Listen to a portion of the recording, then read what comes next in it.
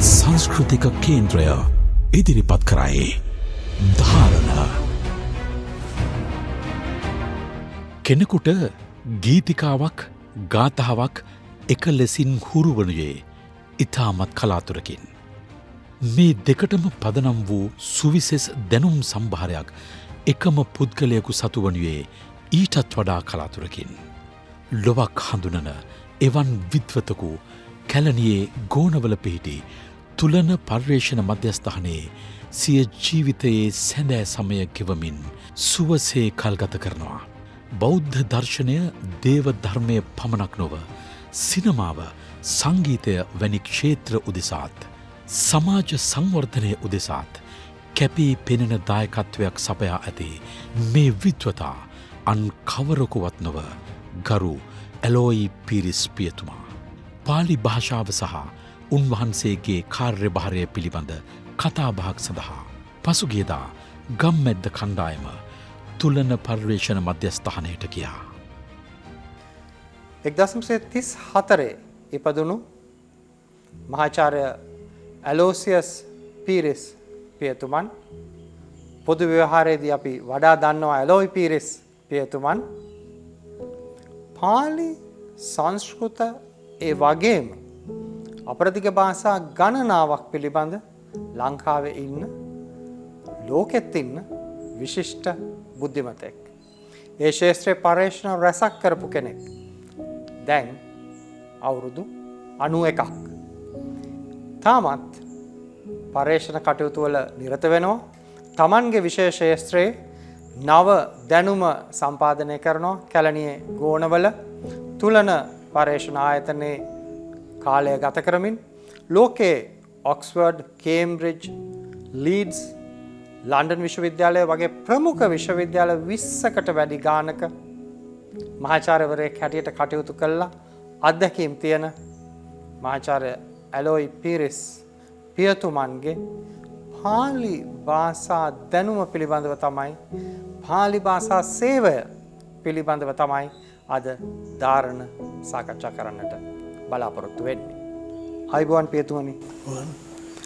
පියතුමනි, ඔබ සාමාන්‍යයෙන් භාෂා කීයක් කතා කරන්න ඉගෙනගෙන තියෙනවද? භාෂා කීයක් ලියන්න ඉගෙනගෙන තියෙනවද? මොකද මේ භාෂා පැත්තෙන් ගත්තාම ලංකාවේ ලෝකයේ ඔබතුමාට ඉතාම ඉහළ පිළිගැනීමක් තියෙනවා. ඒක මට ගණන් කරන්න බෑ. පාලි, සංස්කෘත, ග්‍රීක, ප්‍රාකෘත භාෂාවල් 5ක් විතර දන්නවා.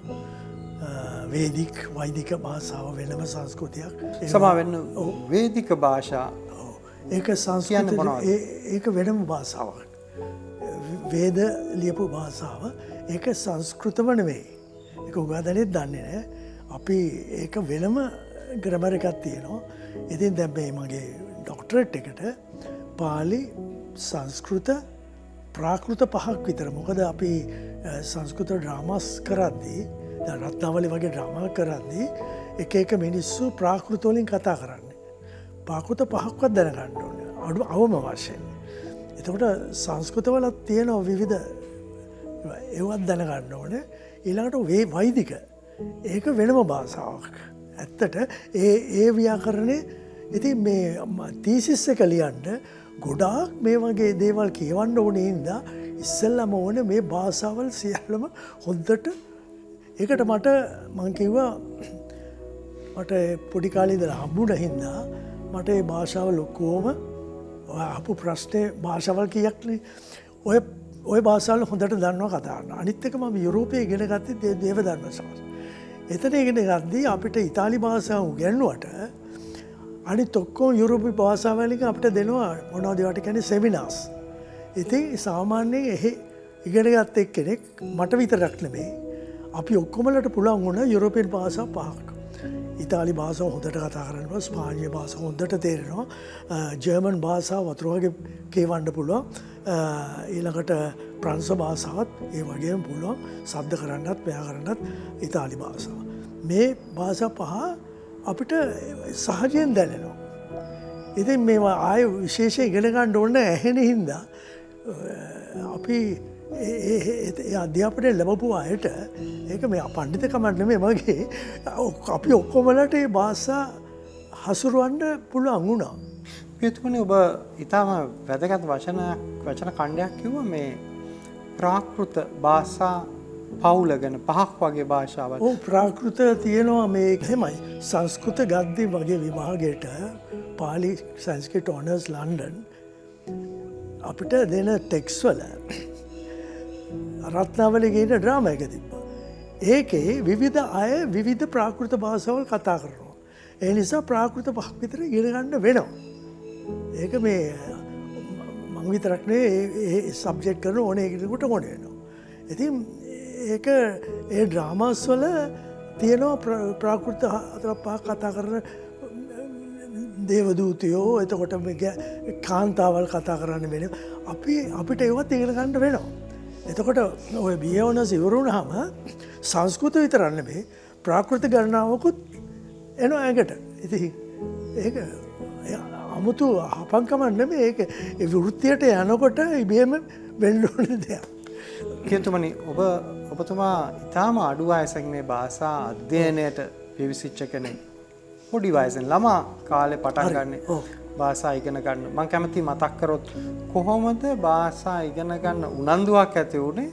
මොකද භාෂා ඉගෙන ගන්න හොඳම පොඩි කාලේ කියලා අපි අහලා තියෙනවා. ඔව් මෙහෙමයි. මට භාෂා නිසාම නෙමෙයි. මට ඕනේ ඉස්සලා පියතුමෙක් වෙන්න ලතින් භාෂාව ඉගෙන. ඊට පස්සේ මට ගෙදර ඇවිල්ලා පාලි කිව්වා. ඊට පස්සේ ෆාදර් පර්නියෝලා පියතුමා මාව යාගේ ගෝලයක් කරගත්තා. මට පාලි උගන්ලා මාව ඇරලා ඔය මම සංස්කෘත ඉගෙන ගත්තේ ඉන්දියාවේ සංස්කෘතියේ මාධ්‍යයෙන්. මම කිව්වේ කෙලින්ම නිසීදත පුස්තකම් විවෘත ප්‍රථම ශ්ලෝකම් පඨිතෝ දසමාස ශ්ලෝක නිරුත්තින් දේතු ඔය වගේ කතා කරනවා සංස්කෘතේ. ඉතින් මම මට මතකයි කුමාර සම්භාව කියලා කාලිදාසගේ කාව්‍ය මහා කාව්‍යයක් අමාරුම කාව්‍ය මට විභාගයට තිබ්බා. මේ මගේ ටීචර් මට එක ගත්තා. අරගෙන මාර විදියට ඒක විග්‍රහ කරලා මාව දැම්මා. මට ෆස්ට් ක්ලාස් ඔනර්ස් ලන්ඩන් විශ්වවිද්‍යාලයෙන් හම්බුනේ මට විතරයි මුළු ලෝකෙම. ෆස්ට් ක්ලාස් ඔනර්ස් පාලි සංස්කෘත. මේ මගේ හපංකම නෙවෙයි. පාලි වලට මට හම්බුණ පර්නියෝල පියතුමයි පාලි ග්‍රැමර් එක ලියලා තියෙන පියතුමයි මේ සංස්කෘත මහාචාර්යවරයා තිරුපති විශ්වවිද්‍යාලයේ සංස්කෘත විද්‍යාලයේ සංස්කෘත ගණන මහාචාර්ය යටතේ ටෙක්ස්ට් බුක්ස් උත් කරගන්න පුළුවන් වෙච්ච එක ඉන්දියාවේ. ඒ නිසා මට ඒ පින ලැබුණා මේ භාෂා දෙකමයි. අනිත් එක අර මං කිව්වේ අර ඉතාලියේදී අපිට ග්‍රීක වේවත් කරන්න වෙනවා කියලා. ඉතින් අන්තිමට මේ අපිට ඒක කිසි අමාරුවක් නෑ ඔළුවේ සපල වෙනවා. අපිට භාෂාවෙන් භාෂාවට යන්න පුළුවන්. භාෂා ඥානය මොලේ සපල කරනවා. නම්‍යශීලී වෙනවා. නම්‍යශීලී. එතකොට තව ගොඩක් ඉගෙන ගන්න පුළුවන්. ඉතින් මට ලැබුණු වාසනාව ඒකයි. පියතුමනි දැන් ඔබතුමන් මහනුවර අම්පිටිය අපි කවුරුත් දන්න අම්පිටිය සෙමිනේරියට පොඩි කාලෙම යනවා දරුවෙක් හැටියට. මේ අවස්ථාව කොහොමද එන්නේ? දැන් සාමාන්‍යයෙන් ඕන කෙනෙකුට යන්න දෙනවද? මට ස්වාමී ඒගොල්ලන්ගේ ආදර්ශය දැකලා මටත් ඒ වගේ කෙනෙක් වෙන්න ඕන වුණා. ඉතින් මං කිව්වා ඒ කාලේ ලතින් නැතුව බෑ. මතක තියාගන්න ඒ වයස කීයේ වගේද? මට මම හිතන්නේ 10ක් 12ක් ඇති. ඔව් 10ක්. ඔව් නිකම්ම සෙමිනේරියට ගියා. ගිහිල්ලා ඒ ෆාදර් කෙනෙක් ලතින් උගන්වපු ෆාදර්ට මං කිව්වා මේ මට මේ ස්වාමී කෙනෙක් වෙන්න ඕන හරි. මම උගන්වන්නම් කිව්වා. හැන්දෑවේ යාගේ කාමරේ ලෑස්ති කරලා තිබ්බා. මම ගෙන් කරා අනිත් දවසේ ගෑම කරෙක් කරලා තියෙනවා. ඉතින් මට ලතින් භාෂාව එතකොට ගෙදර මගේ පියා බය වෙලා පාලි උගන්වනවා උපවිදි හාමුදුරට මම ගෙදරට ගෙන්නලා. ඇයි ඔබ කියන්නේ බය වෙලා ඉගෙනුවා? බය වුණා මම මොනටට බටහිරට යනවා කියලා. මේ බ්‍රිතාන්‍ය පාලන කාලේ. බ්‍රිතාන්‍ය කාලේ අපේ පියා ටිකක් ඉංග්‍රීසි පාසලේ ආචාර්ය වුණාට අර ඔය ගතිය තිබ්බ ටිකක් නැෂනලිසම් දේශීයත්වය. ඕ දේශ අනුරාගය. ඉතින් මේ මම බටහිර යනවා වැඩි කියලා ගෙදර ගෙනලා කෙරුවා. ඒක නිසා මම හරි වාසනාවන්තයි. මට දෙකම හම්බුණා අවුරුදු බොහොම තරුණ කාලේ. ඒක පඩියෝල පියතුමා මම ගාලට ගියාම ඇයි ගහල්ලට ගියේ මේ අම්පිටියේ නුවර හිටපු හොඳ සෙමිනේරියක් ආශ්‍රය කරන්න ලැබිච්ච දරුවා ඇයි මගේ ගාල්ලට යන්නේ? මට ලතිනු ගන්නපු පියතුමා මගේ ආධ්‍යාත්මයත් උපදේශකයෙක් ඩීටීයේ පොඩි කාලේ ඉඳලා ඇවිල්ලා මගේ පියාට කිව්වා මං 10 වෙනිය 12 දෙනෙක් ඉන්න පවුලක මට ඇවිල්ලා මගේ ඉස්සරහ අපිට කිව්වේ මේ කොල්ල ඔයගොල්ලෝ නරක කරලා තියෙනවා හුරතල් කරනවා වැඩි බෝඩින් හවුස් එකට යවන්න කියලා. ඉතින් ඒක ඇත්ත. ඉතින් මම වැරියා ගාල්ලේ බෝඩින් හවුස් එකට. නුවර හොඳ පාසල් තියෙද්දිත් ඔව් සෙන්ට් ඇලවිෂියස් කොලෙජ් ඒ වගේ පාසලක් ලංකාවේ ඒ කාලේ තිබුණා. ඒකට කිව්වේ ගාලු විශ්වවිද්‍යාලය කියලා. පඩියෝල පියත ඔක්කොමලා පොගානි පියතුමා සයන්ටිස්ට් මේ ඔක්කොමලා PhD කාර්යෝ අඩුගානේ MSc මේ තිබුණ බොටනි පාදක්‍රම ඔක්කොම PhD මේ හරියට ඒකට කිව්වේ ගාලු විශ්වවිද්‍යාලය කියලා. පිළිස්සු කිව්වේ. ඒ වගේ තැනකට යන්නේ ලොකු ප්‍රොමෝෂන් එකක්. ඉතින් මම එතෙන්දී පාද පඩියෝලා පාලි ග්‍රැමර් ලියපු එකන පාලි සංස්කෘත හොඳට දන්නවා සිංහලත් හොඳට දන්නවා. මේ මාව අරගෙන මම ජේසුලිකයට බැඳෙන්න ගියේ. ඉතින් මට එයාගේ අනුප්‍රාප්තිකා කෙරුවා. අනුප්‍රාප්තිකයා කරා කියන්නේ ඇයි? එයාට ඕඩු උඩා එයා වගේ පාලි දන්න කෙනෙක් හොය ඉද්දි මාව හම්බුණා. ඇයි මම පාලි දන්නවනේ හොඳට. පාලි පඩියෝල පියතුමා යටතේ මට ඒ ලෙවල් ඔක්කොටම පාලි කරලා පාලි කරලා ලැටනුත් කෙරුවා. මම ලැටනුත් ඉගෙන ගන්න ගියේ පුඩි කාලේ. ඉතින් මම දෙකෙන්ම ඩිස්ටින්ක්ෂන් හම්බුණා ඕ ලෙවල් එකේ. පාලි ලැටිනුයි. මට දැන් භාෂා ඥානෙ ඇවිල්ලා ඉබේම. ඒ පුඩි කාලේ දුන්නේ හින්දා.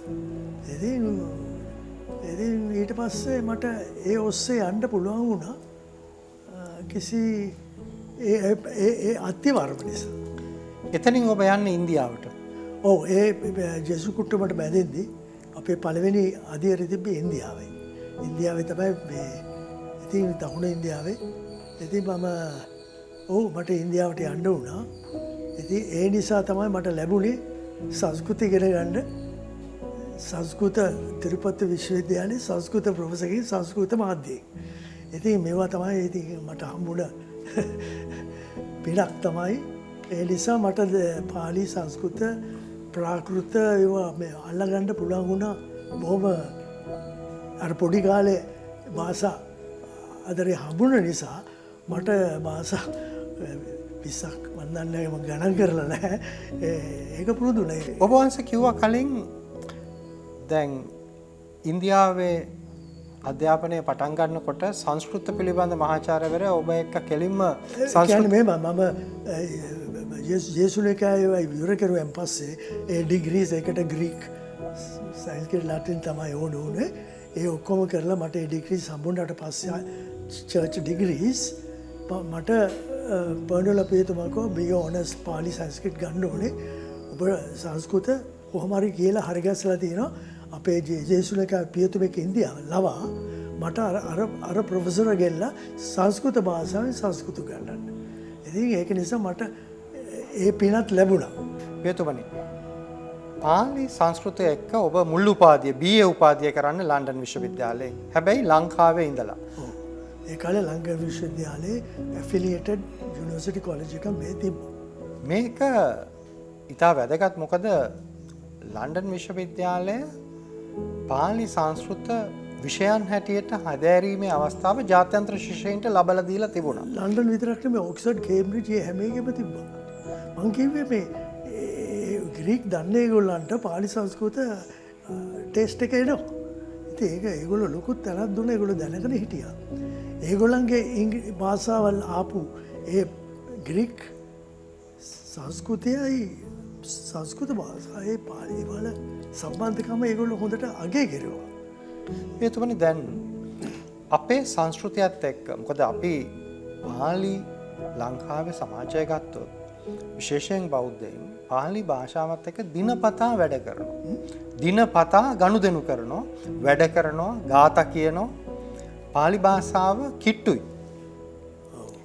ඔබ ලංකා සමාජයේ සංස්කෘතිය තුළ පාලි භාෂාව කොහොමද ස්ථානගත කරන්නේ? ඇත්තට අද පාලි භාෂාවට අර ඉස්සර තිබුණ තැන නෑ. දැන් යන්නේ අනිත් එක මේ සමාවෙන්ඩ කියනට මම අර විශ්වවිද්‍යාල ගණනාවක උගන්න පේද මන් දන්නවා අපි ලොකු පරිහානියක තියෙන ලංකාවේ විශ්වවිද්‍යාල පද්ධති. ඒක මම අවුරුදු ගානක් මේ විශ්වවිද්‍යාල තුගැන්නු ශල්දයකක මන් දකින දෙයක් තමයි අද ධාරණ ශක්තිය නෑ අද ස්ටූඩන්ස්ලට කියවන්න දේවල්. මෙහි මෙම් බලන අර මේකෙන් බලන ඒ නිසා ලොකු පරිහානයකට ගිහින් තියෙන විශ්වවිද්‍යාල මට අහු වෙච්ච දේවල් අද පාලි භාෂාව විතරක් නෙවෙයි. ඇත්තට මේ පාලි භාෂාවගේ ඉන්නේ බොහොම ටික දෙනයි විශ්වවිද්‍යාලත් ඕන දෙයක් කියවලා තේරුම් ගන්න පුළුවන්. මම හිතේ මොකද පාලි භාෂාවේ තියෙන අටකතා ටීකා භාෂාවල් වෙනස් පොඩි වෙනස් ඒක ඔක්කොම දැනගන්න ඕනේ. අද මං කියන විදිහට මේ ධාරණ ශක්තිය නැති හින්දා ගොඩාක් ලොකු දේවල් කියවන්න බෑ. අපි ඉන්න කාලේ එහෙම් පිටේ පොතක් කියවන්න පුළුවන් දවසකට. කියවලා ධාරණ ශක්තිය දිනවා. දැන් ඒක නැති හින්දා පාලි විතරක් නෙමෙයි. සම්පූර්ණ අධ්‍යාපන පද්ධතිය වැටලා තියෙනවා. මේක ඉතාමත්ම වැදගත් කාරණයක්. මේක පිළිබඳ සංවාදය වඩා පුළුල් තැනක පවතිනවා. අපි මේක ඇතුලේ බලන්න ඕන වැදගත් කාරණයක් තියෙනවා. අපි ගත්තොත් 2024 අවුරුද්දේ ඉන්දියා රාජ්‍ය පාලි ඒ රට සම්භාව්‍ය භාෂාවක් හැටියට නම් කරනවා. උසස් තැනක තියෙනවා රාජ්‍ය පාලි සම්භාව්‍ය භාෂාවක් හැටියට නම් කළා ඒ පිළිගැනීම දෙනවා. මෙන්න මේක ලංකාව තුල පාලි භාෂාවට අපි තැන දෙන්න නම් ඔබ යෝජනා කරන ප්‍රවේශය මොකක්ද? මේක තියෙන්නේ දුර්ලභ තැන. දැන් ඒක කොනකට වෙලා එතන තිබ්බ වැදගත් තැන දැන් නැහැ. ඇත්ත කියන්නම් මම සමහරට ඔය ස්ටුඩන්ට්ස්ලා එනවා මයි ළඟට ඔය පාලි අමාරු තැනක් හම්බුනම මට තේරෙනවා අර ඉස්සර තිබ්බ උනන්දුව පාලි භාෂාව ගැන ඉන්දියාව බුද්ධ ආගම ගැන තියෙන කැක්කුම නිසා ලංකාවත් එක්ක තියෙන සම්බන්ධකම ඉන්දියාවේ පටන්ගත් බුද්ධ ආගම මේ ආපු නිසා. ඒ නිසා බුද්ධ ආගම ආවේ ලිව්වේ කෙරුවේ ඉන්දියන් ආචාර්යවරු පාලි භාෂාවයි. ඉන්දියාවට කැක්කුමක් තියෙනවා බුද්ධ ආගම ගැන. මොකද ඒක ඒගොල්ලෝ එලවගත්තා අයින් කරගත්තා. දුන්නේ නැහැ තන බුද්ධ ආගමට. ලංකාවේ තමයි ඒකට ලැබුණේ තැන. ඒ නිසා තමයි ඒක තායිලන්ඩ් හැමතැනම ගියේ. ඉතින් ඒගොල්ලෝ දැන් ඒක අපව ගන්න හදනවා. ඉතින් පාලි භාෂාවටත් ඒව දෙනවා. ඉතින් ඒ නිසා ඒගොල්ලෝ ලොකු දෙයක් දාගමට කරයි කියලා අපිට බලාපොරොත්තු අපි කරන්න ඕනේ. මේක තමයි බෞද්ධ ආගමේ මධ්‍යස්ථානය. අපි තමයි කරන්න ඕනේ. පියතුමනි 1961 දී ඔබ ඉතාම ඉහළින් මුල් උපාධිය ලබනවා පාලි සංස්කෘතය එක්ක ලන්ඩන් විශ්වවිද්‍යාලයේ. අවුරුදු 10ක් යනවා PhD එක ගන්න. ඒ එච්චර කල් ගියේ. 71 දී ඔබ PhD උපාධිය ගන්න. ඒ කොච්චර අදාළද දන්නේ මාව දැම්මේ ඉස්සෙල්ලා කරුවේ වාචිස්සර හාමුදුරුවෝ. තීසිස් එක ඉවර කරගෙන ඉඳන් උන්වහන්සේ අපවත් වුණා. ඊට පස්සේ මාව දැම්මේ මේ මොන විශ්වවිද්‍යාලයද? ලංකාවේ ඒ කාලේ ලංකා විශ්වවිද්‍යාලයේ මණ්ඩප තිබුණා. විද්‍යෝත මණ්ඩපේ. ඒක මේ කැලිෆෝනියා වගේ කැලිෆෝනියාවේ විශ්වවිද්‍යාලයේ මණ්ඩප තියෙනවා. ඒ ක්‍රමේ තිබ්බේ. එතකොට මම ශ්‍රී ලංකා විශ්වවිද්‍යාලයේ විද්‍යෝදයේ මණ්ඩපේ තමයි ડોක්ටරේට් එක ගත්තේ. අවුරුදු 10ක් ගියේ මුල් උපාධියේ ඉඳලා මම විශ්වවිද්‍යාලයේ අපේ වාචිස්සර හාමුදුරුවෝ රාහුල හාමුදුරුවෝ වයිස් චැන්සලර් මට කිව්වා බාවෙන්ඩ බෆාද කරන්න රාහුල වාචිස්සර හාමුදුරුවෝ හරි බ්‍රෝඩ් මයින්ඩඩ් සාධාරණයට ඉෂ්ට කරන්න ඕනේ තරුණයන්ට ඉතින් දෙන්න ඕනේ මට කියනවා ඉක්මනට ඉතිස්සේ ඉවර කරලා අපි බහැලා වැඩ කරන්න ඕනේ තරුණයා වෙන්නේ කියලා. මේ කියන්නේ වල්පොළ රාහුල හාමුදුරුවෝ වයිස් චැන්සලර් හැටියට මට දුන්නේ මේ ස්වාමීන් වහන්සේ කොටගම වාචිස්සර කොටගම අපි හොඳට කරගෙන යද්දී උන්වහන්සේ අපවත් වුණා. මාව දැම්මා කේවින් ජයතිලකට. එයා ඔක්කොම මාරු කෙරුවා. ඊට පස්සේ ආයෙ ලියන්න උනා. ඊට පස්සේ උන්වහන්සේ එයාත් අපවත් වුණා. ඊට පස්සේ මට දුන්න කළුපහන මහත්තයා. කළුපාට මහත්තයා එයාගේ ඒරියාස් තිබ්බ පෙන්න මේක කරන්න ඕනේ මේක. ඉතින් මට අවුරුදු ගාණක් ගියා. මගේ වැරද්දනේ මගේ මේගොල්ලෝ දෙන්නෙක් අපවත් වුණා. ඉතින් අනිත් එක්කෙනා මේ කළුපාට මහත්තයා ආදිස්සට භාගයට කරලා ගියා හවායි විශ්වවිද්‍යාලේ. මට පස්තටේ දෙන්න හැදුවා. මම කිව්වා බෑ මම කරපු කරනවා කියලා. ඉතින් පස්සේ රවුල හාමුදුරුවෝ වයිස් චාන්සලර් කිව්වා ෆාදර් මන් දෙන්නම් මෙතන තියෙන පොඩි ප්‍රශ්නයක් ෆාදර් ගැන. ඒක නිසා අවුරුද්දකුත් මාස 3ක් ගියා මම රෙජිස්ටර් කරන්න. මොකද බය වුණා මමත් එන්නේ ඉගෙනගෙන බුද්ධ ධර්මයට විරුද්ධව ලියන්න කියලා.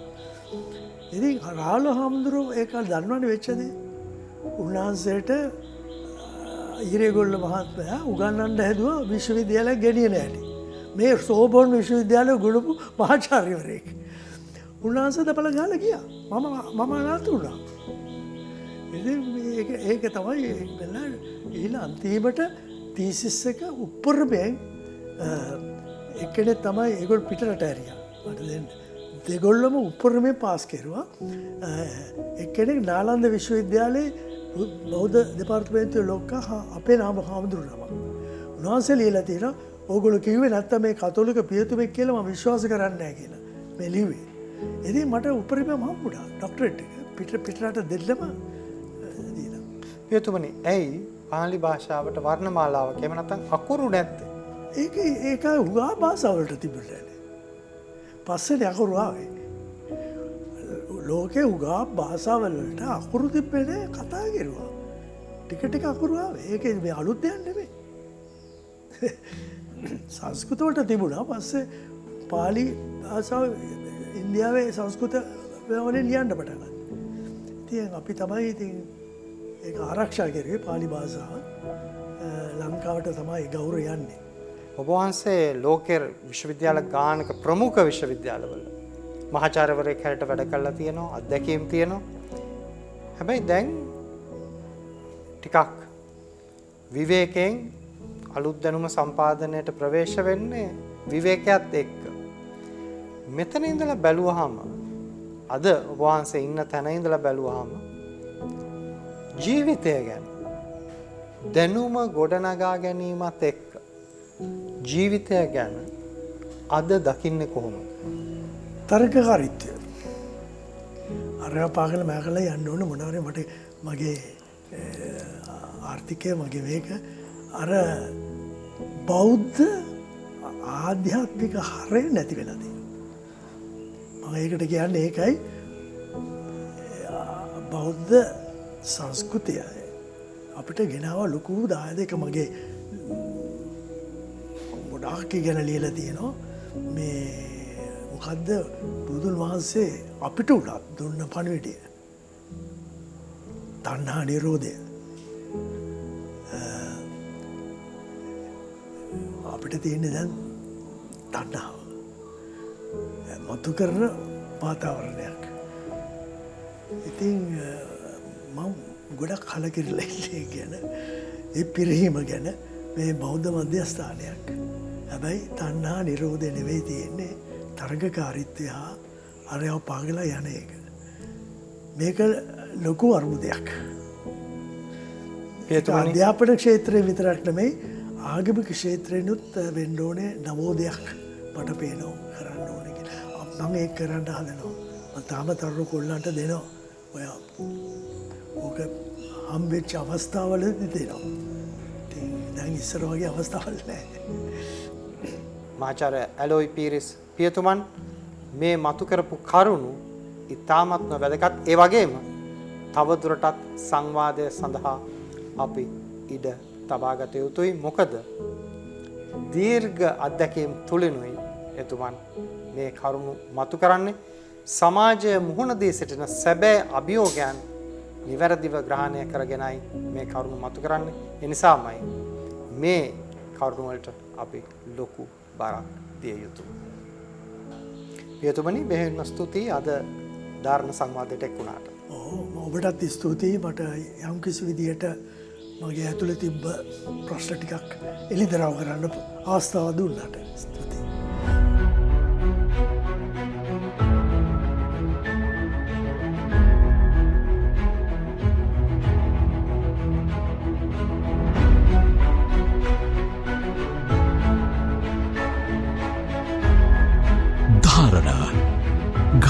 අද සංස්කෘතික කේන්ද්‍රය ඉදිරිපත් කරයි.